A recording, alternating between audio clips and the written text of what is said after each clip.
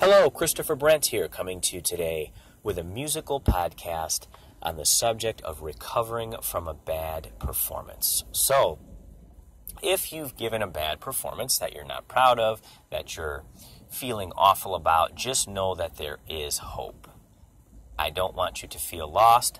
I've been there, and many of my musical colleagues have been there. In fact, just about all of my musical colleagues have been there. So, let's get started talking about this because I feel like this is a really important topic. And it's not just me as a musician and me over the years as a pianist and what I've learned from these experiences, but also what I've seen from piano students and other musicians, both that I know and that I have read about in research. So I'm going to share that information with you. So let's get started. So maybe you're a music student who's given a bad performance and you feel awful about it. Maybe you're embarrassed about it and you're feeling hopeless and lost.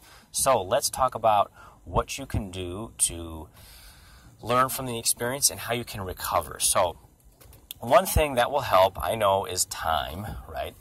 The moment after a bad performance probably is the worst, right? But usually when there's a bad performance, there's always something that triggers it. It's not random. There's something that caused it. Maybe it was a lack of preparation, or maybe it was somebody in the audience distracted you. Maybe the piano you were playing was defective in some way. There's something that caused it. So you have to pinpoint it, right? If it's an outside distraction, maybe the lights went out, or or somebody was just loud and obnoxious. Those things do happen, by the way, and it can throw you off. And that's an outside distraction. I think that's a little bit easier to at least handle emotionally because I guess you could blame somebody else, right? So that's always easier, right, when you can blame somebody else. But I think most of the time, when we're looking internally at our failures as a musician, we tend to get depressed and we go down a bad path. So let's talk about that when it's something that we did, maybe a lack of preparation, or we didn't simply execute the passages well enough. Even if we were prepared to a certain degree, right, we still feel awful and we feel lost.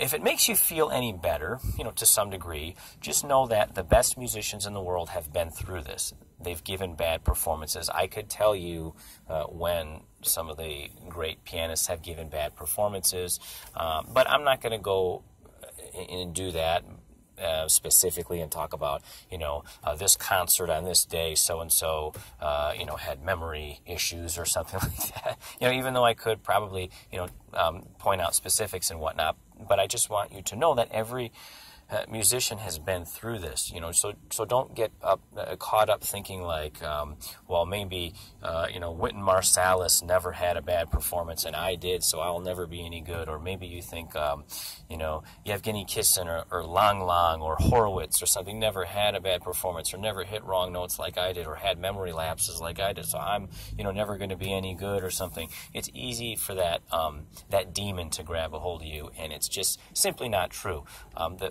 The greats, the best musicians in the world have had bad performances, but it's how they deal with it that matters. They recover, they know where they didn't do well, they pick up the pieces and move on, and they become better musicians, and that's what you can do too. When you go to audition at a music school, you're going to meet the piano faculty or whatever instrument you're playing. If you're, a brass musician, you're going to meet the brass faculty. If you're a string musician, you're going to meet the string faculty. Or voice, you're going to meet the voice faculty. Just know that every one of those people that you're shaking hands with on the music faculty at that great music school, they've had embarrassing performances. They're not going to tell you, right away, but they've all had them, and they've all learned from them. Not just when they were students, but professionally. It's happened. I've read many stories over the years of bad performances by not just great pianists, but conductors and things like that. All kinds of musical events. Things have happened, and it's a learning experience. We're all growing as musicians, and it's not just students. It's the best musicians in the world. Now, the best musicians in the world don't have a bad performance every time they go out. They learn from these experiences and then they usually recover and come back, and they have a good sense of power in their performance. So there's an energy there, and they move on, and then they get to a different stage later on, and they're transitioning and reinventing themselves. So it happens, right? So I just know that there's always a way to deal with it, right? And you don't want to feel hopeless. So when there's a bad performance that happens to you, you want to look at what happened. Where was I not prepared? If it's technically I just didn't execute very well, then you might have to look at what you're doing technically on the instrument, some specifics there. If it's memory issues, which is so common for pianists, the struggle of memorization is very tough. We have to organize the works and be able to play from memory under pressure. So if there's a certain passage you had a memory issue and you skipped some measures and you went to your starting point and you barely made it through it, you got to look at those specific spots. You basically don't know those spots as well as you thought you did. That's why it's important to play the work for other people in a small setting as many times as possible before the big performance. So if you got a big audition coming up or a competition, you want to have many run-throughs of the work in a small setting for like 1 or 2 people, and you'll realize, oh, I don't know this spot as well as I did, because you feel more nervous when people are watching. Believe me, you do. Everybody does.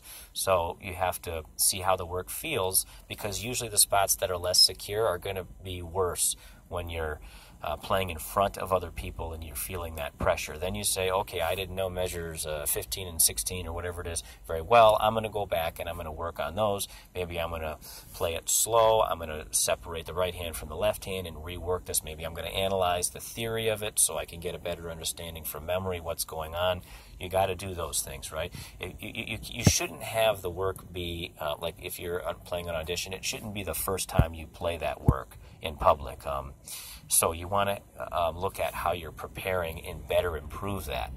So there's a reasonable side, right? I know the emotional side having to do with the anxiety is very, very difficult. And if that you feel like that's your problem, there are a lot of good therapists and psychologists out there that deal with performance anxiety for musicians and athletes. So there's a lot of great help out there, so you can seek that out.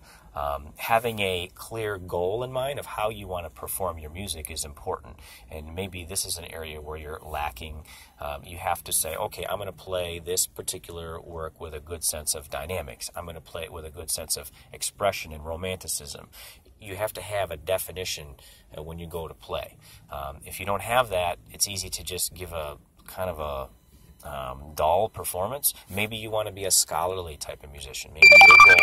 Maybe your goal is to deliver a sense of scholarship in the music, and you're going to deliver that, and you're not concerned what people think about the romantic side of how you play.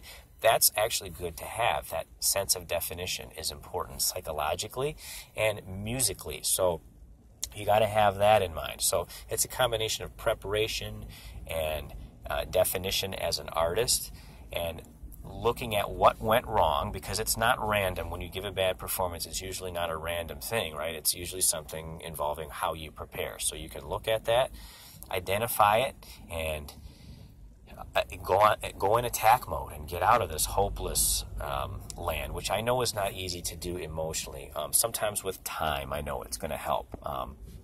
Time can heal the wound a little bit, but you've got to go through the process and take action here, and there's ways to go about doing that. So hopefully this gives you a good understanding of how you can deal with a bad performance. Just know that it happens to everybody, and you're not alone, and that the best musicians in the world have bad performances, but they pick up the pieces, identify what went wrong, and they learn from it, and they usually give a whole lot of good performances right after that. And you can do that too. So subscribe to my YouTube channel of course, and visit my website at www.christopherbrent.com, and you can email me at chrisbrentmusic@gmail.com. Thank you so much for listening, and have a wonderful day.